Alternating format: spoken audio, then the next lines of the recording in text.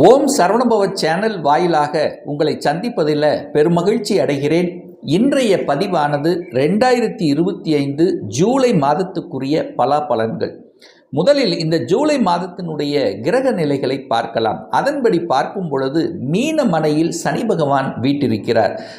இப்போ இந்த மாதம் 13ஆம் தேதி, ஜூலை 13ஆம் தேதி சனி பகவான் வக்ர நிலைக்கு செல்கிறார். சுக்கிர பகவான் ரிஷப மனையில் ஆட்சி பலத்தோட வீற்றிருக்கார். அந்த சுக்கிரனுடைய பெயர்ச்சியானது இந்த மாதம் 26 ஜூலை 26ஆம் தேதி ரிஷபத்திலிருந்து மிதுன மனைக்கு பெயர்ச்சியாகிறது. சூரிய பகவான் மிதுனத்திலிருந்து கடக மனைக்கு பெயர்ச்சியாகிறார் ஜூலை மாதம் 16ஆம் தேதி. புதன் பகவான் வக்ர நிலையை அடைகிறார் ஜூலை மாதம் 18ஆம் தேதி. கேது பகவான் சிம்ம மனையிலும் ராகு பகவான் கும்ப மனையில் வீட்டிருந்து பலன்களை தரப்போகிறார்.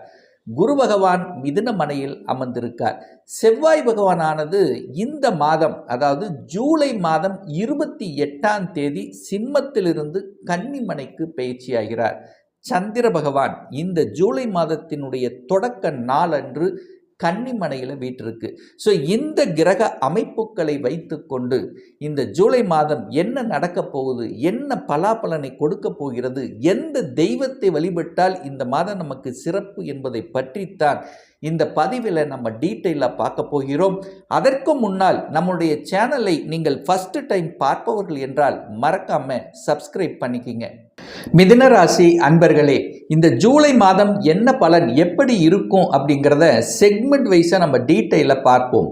முதலில் உங்களுடைய மனம், எண்ணம், செயல், சிந்தனைகள் எதை சார்ந்து இருக்கும் அப்படின்னு பார்க்கும் பொழுது உங்கள் ராசியிலே சூரிய பகவானும் குரு பகவானும் இணைந்திருக்கிறார்கள். குரு அப்படிங்கிறது யாருன்னா 10க்குரியவன், தொழில் ஸ்தானத்தின் அதிபதி. அப்போது தொழிலை பற்றிய சிந்தனை ஓட்டங்கள் அதிகமாக இருக்கும். தொழிலை எப்படி டெவலப் பண்ணலாம், என்ன மாதிரியான ஸ்ட்ராட்டஜி பிளான் வகுக்கலாம், இப்படிப்பட்ட சிந்தனைகள் அதிகமாக இருக்கும். சூரியன் அங்கே இருக்கார். சூரியன் அப்படிங்கிறது பெரிய மனிதர்களின் தொடர்புகளையும் உங்களுக்கு ஏற்படுத்தும். சூரியனுங்கிறது வெளிச்சம். ஸோ வெளிச்ச அடைவதற்குண்டான நீங்கள் வெளி உலகத்துக்கு தெரியப்படுத்தக்கூடிய சில விஷயங்களை செய்யக்கூடிய ஒரு மாதமாக இந்த ஜூலை மாதம் அமையும். தன்னம்பிக்கை காரக கிரகம் தான் அந்த சூரியன். அது உங்கள் ராசிலேயே இருக்கார். தன்னம்பிக்கை அதிகமாகும். எதையும் சாதிக்கலாம் என்கின்ற அந்த உள்ளுணர்வு சக்தி, அந்த தைரிய வீரியம்ங்கிறது இந்த ஜூலை மாதம் அதிகமாக இருக்கும் இந்த மிதுன ராசி என்பவர்களுக்கு. அதே சமயத்தில் உங்கள் ராசிநாதன் 2ஆம் இடத்தில் போய் அமர்ந்து கொண்டு வக்ர நிலையை அடைகிறார். எப்போ வக்ர அடைகிறார் அப்படின்னா ஜூலை மாதம் 18ஆம் தேதி. அப்போ ஜூலை மாதம் 18க்கு அப்புறம் பார்த்தீங்கன்னா டாக்குமெண்ட் சார்ந்த விஷயங்கள்ல ரொம்ப கவனமாக செயல்பட வேண்டும் இந்த மிதுன ராசி அன்பர்கள். தொழில் சார்ந்த விஷயங்கள், வேலை, வியாபாரம் சம்பந்தப்பட்ட விஷயங்கள் எப்படி இருக்கும் அப்படின்னு பார்க்கும் பொழுது இந்த 8ஆம் அதிபதியாக இருக்கக்கூடிய அந்த சனி பகவான் 10ஆம் இடம் என்று சொல்லக்கூடிய தொழில் ஸ்தானத்தில் போய் அமர்ந்திருக்கார். அப்போ 8ங்கிறது வலி, 10ங்கிறது தொழில். அப்போ தொழிலில் ஒரு வலியை கொடுத்து கொண்டிருக்கும் அப்படின்னு சொல்லுவேன். அப்போ தொழிலில் யாருக்கெல்லாம் வலியை கொடுத்து கொண்டிருக்கிறதோ அவர்களுக்கெல்லாம் நீங்கக்கூடிய ஒரு மாதம் இந்த ஜூலை மாதம் அப்படின்னு ஸ்ட்ராங்காக சொல்லுவேன். ஏன் சொல்கிறேன் அப்படின்னா வருகின்ற இந்த ஜூலை மாதம் 13ஆம் தேதி சனி பகவான் வக்ர நிலையை அடைகிறார்.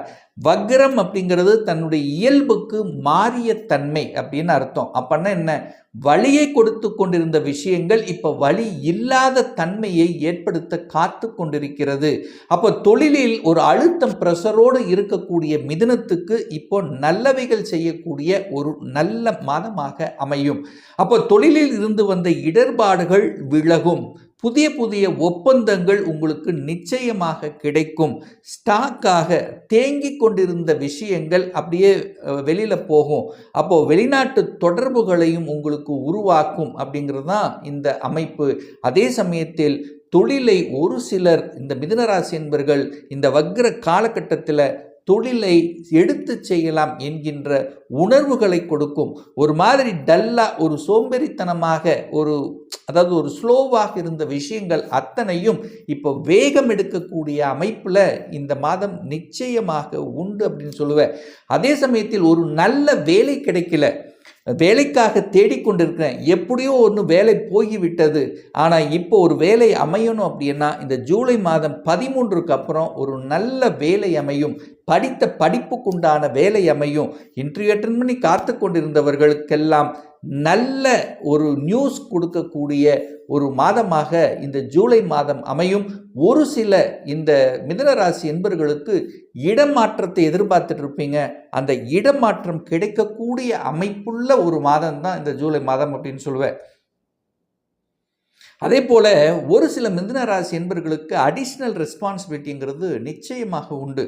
அதாவது கொடுத்த வேலையை திறம்பட செய்யக்கூடிய அமைப்பு, இந்த வேலை கொடுத்தாருன்னா டக்குன்னு அந்த வேலையை கச்சிதமாக முடிக்கக்கூடிய அமைப்பு இந்த மாதம் இருக்கிறது. அதனால் உங்களுடைய மேலதிகாரிகள் புகழக்கூடிய தன்மை, சக ஊழியர்களினுடைய அந்த இருந்து வந்த அந்த இணக்குகள், அவங்களுக்குள்ளே இருந்து வந்த சின்ன சின்ன பிரச்சனைகள் எல்லாம் தீரக்கூடிய தன்மை, அதாவது ஒத்துழைப்புங்கிறது இந்த மாதம் நன்றாக இருக்க போகிறது. அதே சமயத்தில் ஒரு சிலர் மிதுன ராசி என்பவர்களுக்கு ப்ரொமோஷன் கிடைக்கக்கூடிய அமைப்பு பிரகாசமாக இருக்கிறது. அப்போ நிச்சயமா ஒரு நல்ல பாக்கியம் கிடைக்கக்கூடிய அமைப்பு இந்த மாதம் இருக்கிறது அப்படிங்கிறத ஸ்ட்ராங்கா சொல்லலாம். இந்த சுகஸ்தானம், அதாவது நிறைய இந்த மிதுன ராசி என்பர்கள் பார்த்தீங்கன்னா உடல்நலவில் மனதளவில் சில சோர்வுகள் ஏற்பட்டு கொண்டு இருக்கும் அப்படின்னு தான் சொல்லுவேன். ஏன்னா சனி பார்க்குதில்ல, 8ஆம் அதிபதி அட்டமாதிபதியாக இருக்கக்கூடிய சனி பகவான் 4ஆம் இடமான சுகஸ்தானத்தை பார்த்துட்டே இருக்கார். அப்போது ஹெல்த்தில் ஏதாவது ஒரு தொந்தரவு இருக்கிறது, அல்லது உடல்நலத்தில் ஏதாவது ஒரு பிரச்சனை இருக்கிறது, தாய்க்கு சில பிரச்சனைகள் இருக்குன்னா இப்போ அதெல்லாம் சரி செய்யக்கூடிய ஒரு மாதமாக இந்த ஜூலை மாதம் 13ஆம் தேதிக்கு அப்புறம் சிறப்பு பெறும். அப்போ தாயினுடைய ஹெல்த் சம்பந்தப்பட்ட விஷயத்தில் இருந்த குறைபாடுகள் விலகும், தாய்க்கு நன்றாக இருக்க போகிறது. தாயை பார்க்காதவர்கள் கூட இந்த காலத்தில் போய் பார்க்கக்கூடிய அமைப்புங்கிறது இருக்கிறது. தாய் சார்ந்த விஷயத்தில் இருந்து வந்த பிரச்சனைகள் தீரக்கூடிய ஒரு காலகட்டமாகவும், அதே சமயத்தில் வீடு வண்டி வாகனங்கள் வாங்க முடியாமல் ஒரு சில மிதுன ராசினருக்கு அமையும். எவ்வளவுதான் முயற்சி எடுத்தாலும் அது சக்சஸ் கொடுக்கல என்கின்ற அந்த மன வருத்தத்தில் இருக்கக்கூடிய மிதுனத்துக்கு இந்த 13ஆம் தேதிக்கு அப்புறம் நல்லது நடக்கும். ஏன்னா சனி இப்போ வக்ரமாகி பார்க்குறார், ஸ்பீடாக பார்க்குறார். திடீர்னு வீடு வாங்கக்கூடிய யோகம், இடத்தை வாங்கக்கூடிய யோகம், ஸோ இதெல்லாமே அமையக்கூடிய ஒரு மாதமாக இந்த மிதுனத்துக்கு நிச்சயமாக அமையும். அதே சமயத்தில் அந்த 5க்குரியவன் குழந்தை ஸ்தானத்தின் அதிபதி இந்த மாதம் ஆட்சி பலத்தோட ஸ்ட்ராங்காக இருக்கார். பூர்வ புண்ணிய ஸ்தானத்தின் அதிபதி, பஞ்சம ஸ்தானத்தின் அதிபதி, காதல் ஸ்தானத்தின் அதிபதி வலிமையாக உட்கார்ந்திருக்கார்.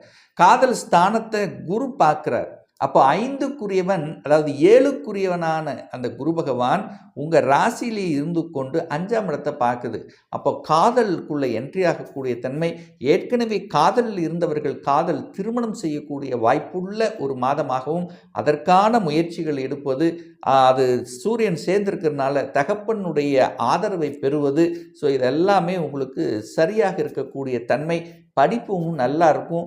படிப்பு நீங்கள் ஆசைப்பட்ட கோர்ஸ் எடுத்து படிக்கக்கூடிய அமைப்பு, வெளியில் போய் படிக்கக்கூடிய அமைப்பு, ஹாஸ்டல் தங்கி படிக்கக்கூடிய அமைப்பு, வெளிநாட்டுக்கு சென்று வரக்கூடிய அமைப்பு. ஏன்னா 12ஆம் அதிபதி ஸ்ட்ராங்காக இருக்கார் அல்லவா, அப்போ வெளிநாட்டில் போய் படிக்கக்கூடிய அமைப்பு, வேறு ஸ்டேட்டில் போய் படிக்க, இந்த மாதிரி வெளிநாடு வெளி மாநிலம் அந்நிய தொடர்புகளை கொடுக்கக்கூடிய ஒரு நல்ல மாதம் தான் இந்த மிதுனத்துக்கு அமையும். 7ஆம் இடம் சூப்பராக உட்கார்ந்துருக்கார். 7ஆம் அதிபதி, அதாவது 7ஆம் அதிபதியாக இருக்கக்கூடிய குரு 7ஆம் இடத்தை பார்க்குறார். தன் வீட்டை தானே பார்த்து பலப்படக்கூடிய ஒரு மாதம். அப்போது 7ஆம் இடம் வலுப்பெறுகிறது, 7ஆம் இடத்தை வளர்க்கிறது. இதுவரைக்கும் திருமணமே வேண்டாம் அப்படின்னு நினைத்து கொண்டிருக்கின்றவர்களுக்கு திருமணம் செய்து கொள்ளலாம் என்கின்ற எண்ண உணர்வையும், திருமணத்துக்கு தடை கொடுத்து கொண்டிருப்பவர்களுக்கு அந்த தடை விலக்கடிக்கக்கூடிய தன்மையும், கணவன் மனைவிக்குள்ளே சின்ன சின்ன கருத்து வேறுபாடுகள், சின்ன சின்ன ஒரு பிரிவினை இருந்தவர்களுக்கெல்லாம் ஒன்று சேர்வதற்கான வாய்ப்புகளை கொடுக்கக்கூடிய ஒரு மாதமாக அமையும். கூட்டு தொழில் சார்ந்த விஷயம், கணவன் மனைவி செட்டில் ஆகலை, ஸோ இந்த மாதிரியாக இருக்கக்கூடியவர்களுக்கெல்லாம் நல்லது நடக்கக்கூடிய ஒரு அற்புதமான ஒரு மாதம் அப்படின்னு எடுத்துக்குவேன். தன விஷயங்கள் பிராப்தம் உங்களுக்கு சிறப்பு பெறுகிறது. பொருளாதாரம் சார்ந்த விஷயத்தில் உயர்வு இருக்கிறது. அதாவது உங்களுக்கு பார்த்தீங்கன்னா, இப்போ நீங்கள் ஒரு வியாபாரம் செய்கிறீங்க அல்லது தொழில் தொடங்குறீங்க அப்படின்னா, மக்களினுடைய இது அதிகமாக இருக்கும். மக்கள் தொடர்புகள் அதிகமாக இருக்கும். அப்போ வருமானம் பெருக்கிக் கொள்ளக்கூடிய அமைப்புகள் இந்த காலகட்டம் சிறப்பு இருக்கு. ஏன்னா இதுவரைக்கும் லாபாதிபதியாக இருக்கக்கூடிய அந்த செவ்வாய் நீச்சத்தன்மையில் இருந்தார். இப்போ முயற்சி ஸ்தானத்தில் இருக்கிறதுனால நிச்சயமாக லாபங்கள் கொளிக்கும். பணம் நன்றாக கிடைக்கக்கூடிய அமைப்பு. ஏதோ ஒரு வகையில் இந்த மாதம் ஒரு சாட்டிஸ்ஃபேக்ஷன் பண ரீதியில் நன்றாக இருக்கக்கூடிய அமைப்பு. திடீர் அதிர்ஷ்ட வாய்ப்புகள், பணவரவு, ஷேர் மார்க்கெட், லாட்டரி இந்த மாதிரியான விஷயத்திலும் பணவரவு கிடைக்கக்கூடிய அமைப்பு. ஸோ பணம் சார்ந்த விஷயம் சிறப்பு பெறுகின்ற ஒரு நல்ல மாதமாக இந்த மிதுனத்துக்கு நிச்சயமாக அமையும். பாக்யாதிபதியாக இருக்கக்கூடிய சனி பகவான் தனக்கு 2ஆம் இடத்தில் அமர்ந்து எனக்கு ஒரு நல்ல பாக்கியம் கிடைக்கலையே என்கின்ற ஆதங்கத்தில் இருக்கக்கூடிய மிதுனத்துக்கு நல்ல பாக்கியம், குழந்தை பாக்கியம் கிடைக்கக்கூடிய அமைப்பு இந்த மாதம் பிரகாசமாக இருக்குது. நிறைய எக்ஸ்பெக்டேஷன் இருந்தது, எப்படியோ தள்ளி போயிட்டே இருந்தது, பிரச்சனையாகவே இருக்குது. நிறைய ட்ரீட்மெண்ட் எடுத்தோம், நிறைய பரிகாரம் செய்தோம். திடீர் வாய்ப்புகளை கொடுக்கும். குழந்தை பாக்கியம் கிடைத்து மன மகிழ்ச்சி சந்தோஷத்தை அடையக்கூடிய தன்மை இந்த காலகட்டம் சிறப்பு பெறுகிறது. வெளிநாடு, வெளி மாநிலம், ஏற்கனவே ரிசர்ச் சம்பந்தப்பட்ட இதில், கண்டுபிடிப்பு சம்பந்தப்பட்ட இடத்துல சூப்பராக இருக்க போது. உங்களுடைய டிசிஷன் மேக்கிங் அழகாக அற்புதமாக அமைய போகிறது. பொதுவாக இந்த மாதம் மிதுன ராசினருக்கு ஏற்றத்தையும் அனுகூலத்தை கொடுக்கக்கூடிய ஒரு நல்ல மாதமாக அமையுங்கிறதுல எந்தவித மாற்று கருத்தும் கிடையாது. இப்போ நான் சொன்னது கோச்சார ரீதியான பொதுவான பலன்கள் இந்த ஜூலை மாதத்துக்கு. இந்த ராசி நட்சத்திரத்தில் பார்த்தீங்கன்னா பல கோடிக்கணக்கான பேர் இருப்பீங்க. ஒவ்வொருத்தரும் டிஃப்ரெண்ட்டு. ஒவ்வொருத்தருடைய கிரக அமைப்புகளும் வேறுபடும், தசாபுத்திகளும் வேறுபடும். இந்த கோச்சார பலனை கண்டினியூஸாக ஒரு 3 மாதத்துக்கு பாருங்கள். சரியாக பொருந்தி வரவில்லை என்றால் நிச்சயமாக உங்களுடைய தசா புத்தி நாதன்கள் பார்த்தீங்கன்னா 6, 8, 12 அதிபதிகளோடு இணைஞ்சிருக்கும், இல்லை பாவ கிரகங்களினுடைய தொடர்பில் பெற்றிருக்கும். அப்படிங்கிறது தான் நிதர்சனமான உண்மை.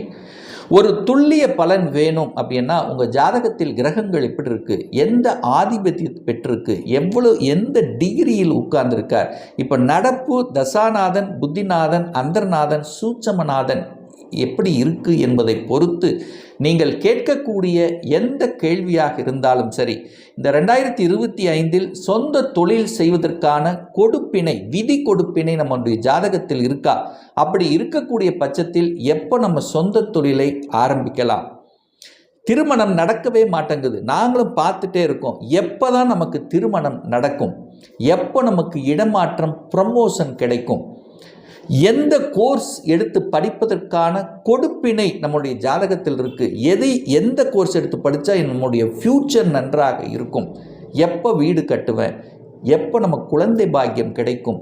இது போன்ற கேள்விகளுக்கு துல்லியமான பதிலை நம்மால் கூற முடியும். ஒரு பர்சனல் கன்சல்டேஷன் எடுத்துக்கணும், ஒரு சுய ஜாதகம் பார்க்கணும் என்று விருப்பமுடைய அன்பர்கள் டிஸ்பிளே தெரியக்கூடிய நம்பருக்கு வாட்ஸ்அப் மூலியமாகவோ ஃபோன் கால் மூலியமாகவோ தொடர்பு கொண்டு அப்பாயின்மெண்ட் பெற்றுக்கொண்டு கன்சல்டேஷன் எடுத்துக்கலாம். நம்முடைய அலுவலகம் கோயம்புத்தூரில் அமைந்துள்ளது. அதாவது கோயம்புத்தூரிலிருந்து மேட்டுப்பாளையம் செல்லும் வழியில் வெள்ளக்கிணர் பிரிவுக்கு அருகில் அன்னபூர்ணா ஹோட்டலுக்கு அருகில் அமைந்துள்ளது. பிரியர் அப்பாயின்மெண்ட் வாங்கிட்டு நேரடியாக கன்சல்டேஷன் எடுத்துக்கலாம், அல்லது ஆன்லைன் மூலமாகவும் கன்சல்டேஷன் எடுத்துக்கலாம். நிச்சயமாக இந்த பதிவு ஏதாவது ஒரு ரூபத்தில் உங்களுக்கு யூஸ்ஃபுல்லாக இருக்குங்கிறதுல எந்தவித மாற்று கருத்தும் கிடையாது. நம்முடைய சேனலை நீங்கள் ஃபஸ்ட்டு டைம் பார்ப்பவர்கள் என்றால் மறக்காமல் சப்ஸ்கிரைப் பண்ணிக்கிங்க. பக்கத்தில் இருக்கக்கூடிய பெல் பட்டன் மற்றும் ஆல் நோட்டிஃபிகேஷனை கிளிக் பண்ணும்போது நான் போடக்கூடிய அடுத்தடுத்த பதிவுகள் உங்களுடைய நோட்டிஃபிகேஷனில் வந்து சேரும்.